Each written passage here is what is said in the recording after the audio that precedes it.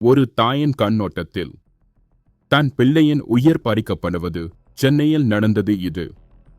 நெஞ்சை கிளக்கும் சாலை விபத்து. 7 வயது பிஞ்சு பள்ளிக்கு சென்ற கால் வீழ்ந்து போனது இரத்த குளத்தில்.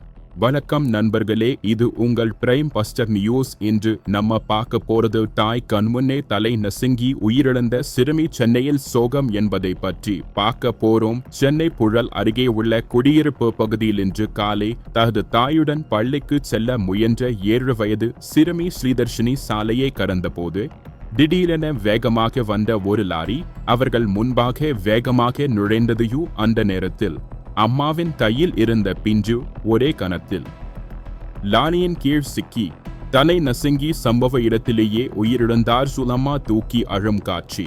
அந்த சாலையில் நின்ற மக்கள் தாங்க முடியாமல் கதறினர். இந்த காட்சிகள் தற்போது சமூக வலைதளங்களில் வைரலாகி வருகின்றன. பார்ப்பவர்கள் இது போனி காட்சி இல்லை, இது நம்மை கிழிக்கிற உண்மை என மனம் பதறுகிறார்கள்.